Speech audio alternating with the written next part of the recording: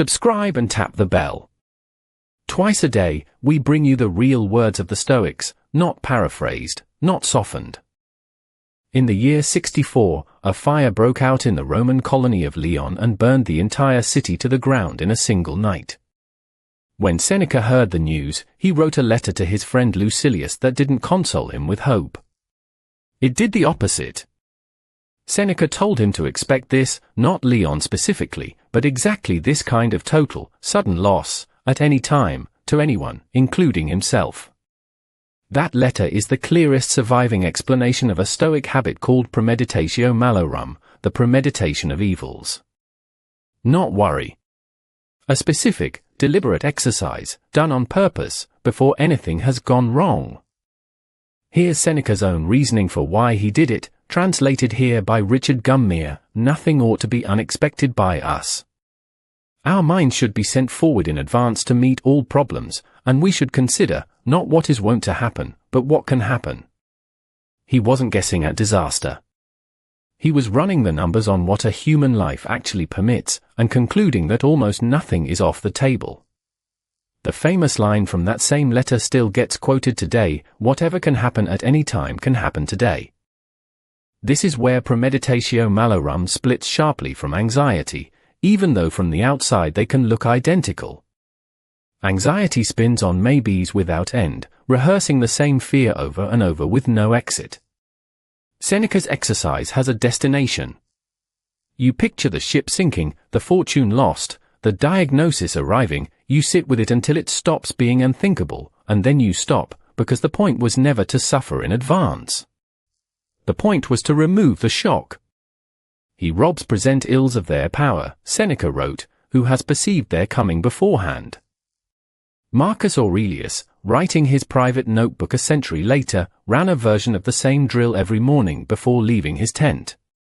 Translated by George Long: begin the morning by saying to thyself, I shall meet with the busybody, the ungrateful, arrogant, deceitful, envious, unsocial.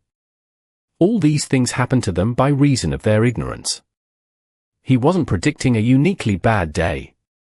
He was refusing to be surprised by an ordinary one. The Emperor of Rome still needed to rehearse rudeness before breakfast, which tells you something about how universal the target of this exercise actually is.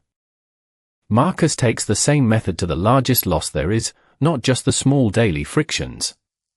Thou mayest be able to depart from life at this moment. Let this regulate every act and thought and word. Read plainly, it sounds grim. Read as Seneca or Marcus intended it, it's closer to the opposite, a way of making the actual present moment, the one you're standing in right now, feel less like scaffolding for some future life and more like the whole of what you were given. Epictetus gave the exercise its sharpest possible phrasing, aimed at a specific kind of attachment most people never examine. In everything that pleases the soul, or supplies a want, or is loved, remember to add this to the train of your thoughts, and see what kind of thing it is, beginning from the merest trifles. If you love an earthen vessel, remember that it is only an earthen vessel that you love, so that if it is broken you will not be disturbed. He applies it further still: if you kiss your child, or your wife, say that you only kiss things that are human, and thus you will not be disturbed if either of them dies. That last one tends to stop people, and it should. Epictetus isn't asking you to love less, or to hold your family at arm's length in case something happens to them. He's naming the actual mechanism of grief before grief arrives, the part where losing a mortal thing feels like a betrayal of some unspoken promise that it would stay forever. Premeditatio Malorum removes the promise in advance, not the love. You still kiss your child. You just no longer confuse a human being for something immortal. Seneca didn't stop at imagining hardship.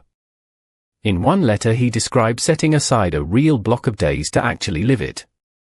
Translated by Gummere: set aside a certain number of days, during which you shall be content with the scantiest and cheapest fare, with coarse and rough dress, saying to yourself the while, is this the condition that I feared?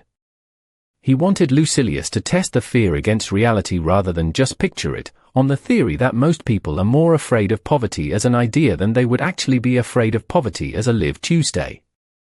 A few days of plain bread and rough cloth, done voluntarily, turns an abstract terror into a known, survivable thing. That's the detail modern self-help tends to strip out when it borrows this exercise and rebrands it as visualization.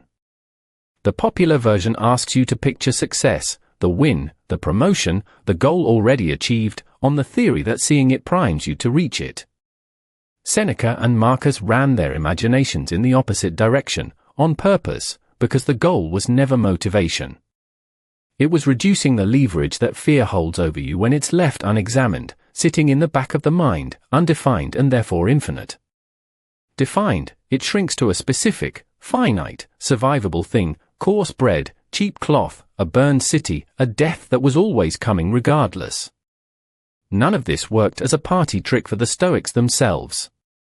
Seneca lived under Nero, in a court where exile and execution were live possibilities for a man of his rank, and he wrote about rehearsing poverty, exile, and death in the same practical tone he used for weather.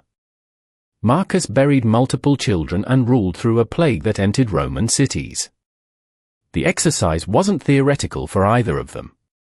It was maintenance, the same way a soldier drills a maneuver he hopes never to need, so that if the day comes, his hands already know what to do without his mind having to catch up first. That's the whole difference between this and ordinary dread. Dread just repeats the fear, changes nothing, and leaves you exactly as unprepared as it found you. Premeditatio Malorum uses the fear once, on purpose, gets what it needs from the exercise, and then returns you to a present moment that finally looks like what it actually is, temporary, mostly fine, and not owed to you by anyone. The exercise costs almost nothing to run. A few minutes some morning, spent picturing the loss of something you currently have, or a few days spent eating plainer food than you're used to. What it buys, according to the two men who practiced it under an emperor's workload and a tyrant's court, is the difference between meeting bad news as a stranger and meeting it as something you'd already, quietly, made peace with in advance. Hit subscribe and turn on notifications. We bring you Marcus Aurelius, Epictetus, and the Stoics they trained, straight from the source, twice a day.